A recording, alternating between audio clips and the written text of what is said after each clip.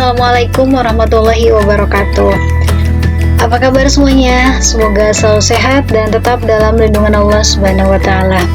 Oke, video ini adalah media pembelajaran jarak jauh yang diselenggarakan oleh MTS Ibnu Majah Majasari untuk kelas 8 semester ganjil mata pelajaran matematika pertemuan pertama. Tapi sebelum melanjutkan menonton video ini, kalian disarankan harus menyiapkan alat tulis, yaitu buku dan pulpen. Karena nanti ketika kalian sedang menyimak video ini, kalian harus sambil mencatat atau merangkum materi-materi yang saya jelaskan. Baik, kita masuk ke bab pertama, yaitu tentang pola bilangan barisan. Sebelumnya, ada yang sudah tahu apa sih pola bilangan barisan? Pola bilangan adalah bilangan yang diurutkan dalam aturan naik maupun turun. Contohnya, pola bilang itu seperti ini, ada sederetan angka 1, 3, 5, 7, dan 9. Ini adalah contoh dari pola bilangan barisan. Jadi sederetan angka yang diurutkan, dan urutannya itu beraturan dari 1 ke 3, ke 5, ke 7, sampai dengan ke 9. Nah, dalam pola bilangan ini, angka 1 ini disebut suku pertama atau U1. Angka 3 itu disebut suku kedua atau U2. Angka 5 itu disebut U3, angka 7 disebut U4, angka 9 disebut U5. Kalau misalkan ada lanjutan angka setelah angka 9, berarti U6, U7, U8, dan seterusnya. Jadi U ini adalah suku. Suku ini penempatannya. Jika dia ada di baris pertama, berarti suku pertama. Kalau ada di barisan kedua, berarti suku kedua. Jika kalian perhatikan, angka 1 ke angka 3 ini ada jarak. Nah, jarak ini disebut dengan selisih. Berapa sih selisihnya? Untuk mencari selisihnya, kita hitung angka 1 biar menjadi angka 3, berarti kan naik. Artinya, kalau naik itu harus ditambah. Ditambah berapa? Biar menjadi 3. Otomatis sudah pasti ditambah 2. Selanjutnya, dari 3 ke 5, berarti sama, ditambah 2. Dari 5 ke 7 juga sama kan ya? Ditambah 2. Dari 7 ke 9 ditambah 2. Dari sini kita bisa lihat, berarti dia memiliki selisih 2. Maka ketika ada yang bertanya, berapa sih angka setelah angka 9 ini? Kita langsung ikutin ini saja. Karena ini semuanya ditambah 2, otomatis setelah angka 9 ini pun ditambah 2. Berarti 9 ditambah 2 hasilnya 11, ditambah 2 hasilnya 13. Biar lebih jelas, kita masuk ke contoh. Misal ada kasus, perhatikan barisan bilangan berikut. Ada angka 2, 4, 3, 5, 4, 6, 5, titik. Perintahnya, nilai dari dua suku bilangan berikutnya adalah berapa? Jadi ini ditanya yang titik-titik di sini dan titik-titik kedua ini. Berapa sih nilainya? Untuk mengisi soal ini, kita bisa tulis lagi data ini, angka-angka ini, 2, 4, 3, sampai dengan 5. Dari angka sini, kita disuruh menentukan berapa sih angka selanjutnya. Nah, caranya kita bisa mengikuti yang tadi saya jelaskan. Kita lihat, jarak dari 2 ke 4. Angka 2, ketika ingin menjadi angka 4, otomatis harus ditambah. Ditambah berapa? Maka ditambah 2. Angka 4 biar menjadi angka 3, karena berkurang berarti dikurangi. Jadi kita kurang 1, ya. Ini selisihnya -1. Lalu angka 3 ke angka 5 ditambah 2. Angka 5 ke angka 4 dikurangi 1. Angka 4 ke angka 6 ditambah 2. Angka 6 ke angka 5 turun, berarti dikurang 1. Dari sini kita bisa lihat pola bilangannya. Setiap suku Dari suku pertama ke suku kedua itu ditambah 2 angka. Dari suku kedua ke suku ketiga dikurangi 1 angka. Dari suku ketiga ke suku keempat ditambah 2 angka. Begitupun seterusnya.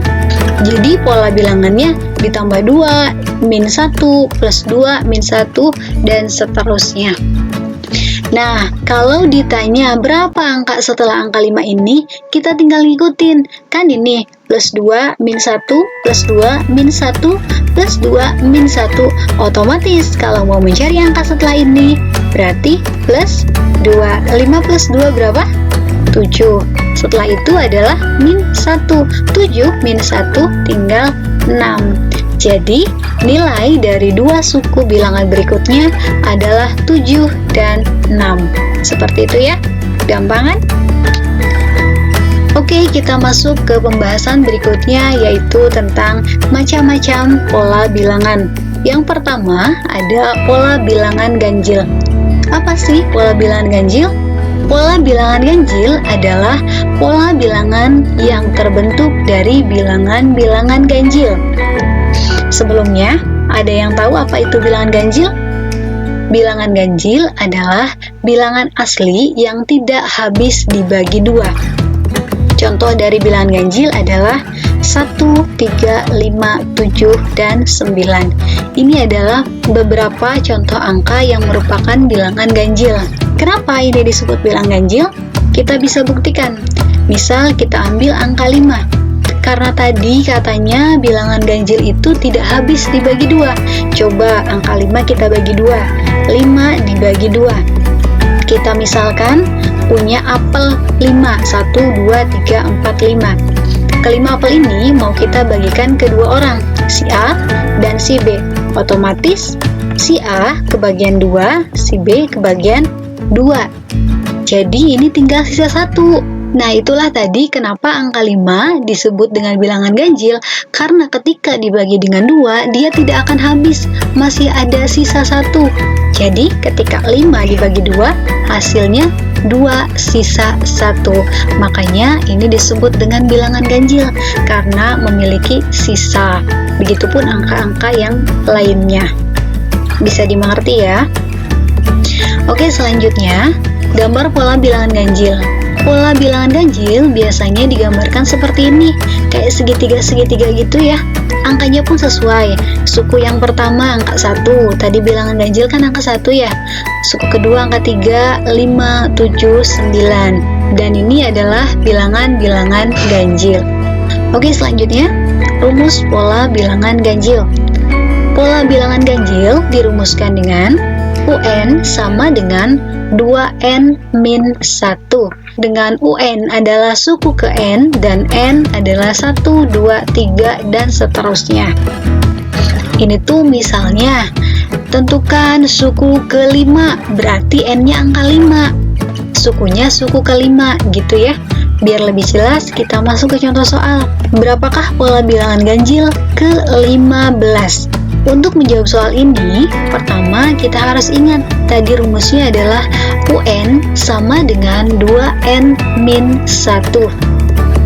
Dari soal tadi, kita bisa simpulkan bahwa N-nya adalah 15, karena yang dicari adalah pola bilangan ke-15 atau suku ke-15.